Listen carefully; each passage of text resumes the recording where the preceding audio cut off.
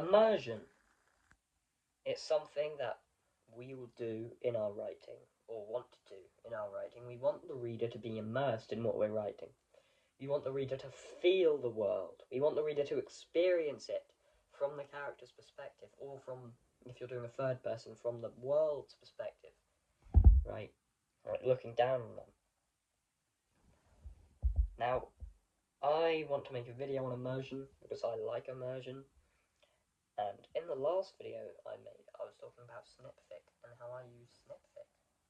An app where it's like TikTok, but with short stories, pretty much. You scroll down, you watch the short stories. Anyway, on that website, I prioritize descriptions rather than plot at the beginning. The reason for this is because in short stories, it's so difficult if you're just focusing purely on plot to make the reader truly feel anything spectacular.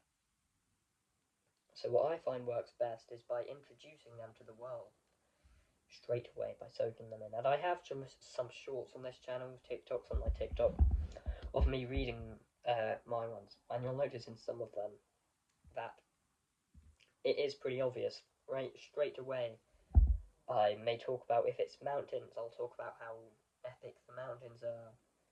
I'll spend a couple sentences, maybe, 2 or 3, just detailing the world.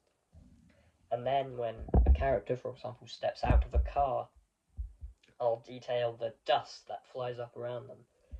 Because that's really what immersion is. It's the small details, right? Now, there are a lot of things that go into making the reader immersed, and descriptions is only one of those things. There's dialogue. Yeah, some other things, probably plot, I guess, character development, just general emotional language, advanced writing techniques. A bunch of things like that can make the reader feel immersed, because it's like they're in another world. And with descriptions as well, it can really work on that world building. That's pretty much, that's what people who are good at world building, writers who are good at world building do. They use descriptions mainly. That's the first thing, because they don't want to straight away get across to the reader what's going on in the world. They want the reader to feel the world almost. So, yeah, I'll do a little example. Right. Snow lays thick on the mountainside from years of wear, or weeks of wear, or something like that. So, that is the first sentence of one of my snipfics. And I think there's I'm not reading it right now. That's just off my memory, it could be completely wrong. But there's, 3 or 4 sentences, I think, of description. But why would I do that if I want the reader to, enjoy reading it? Well, I think, being immersed, good descriptions, good immersion can make the reader enjoy your writing more, right? It's like a sacrifice, right? I like chess. You're sacrificing a few lines of your short story in order to make the reader enjoy the later lines more. And that's also how you can fit twists in, because a lot of readers on the site really enjoy twists. And you can easily write a twist in 2 sentences, maybe even a sentence. You can start a sentence with one thing and then divert the expectations in the other in 2 parts of the same sentence, right?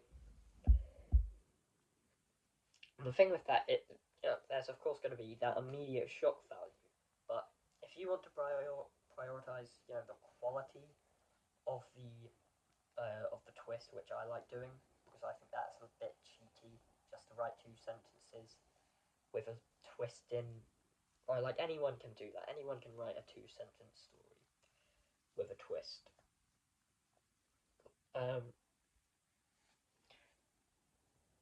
Yeah. So if you want to prioritize that quality, that's what you need to do. You need to use description straight away. Not plot straight away. You do 3 or 4 lines of description. Sorry, 2, 3 or 4. Any of those. One's a little too little. And then you see them walking. Could do a description, a little description of what they're seeing as they walk. Could do the 5 senses trick, just do a couple senses here and there. Just so the reader's immersed, maybe in the character, maybe in the world, depending on if it's first or third person narration. And then that's when you can really go into the plot. For example, you see them enter a building, and in the corner there's a man like dying or something, being eaten by zombies. And it is possible in the 100 words. I mean, I do this every day, 3 or 4 times a day, to do that description and to make the reader ask questions. Now, there are 2 types of snipfics that I make, and I recommend you to do these as well. Of course, if you don't trust me, don't take my advice. Right.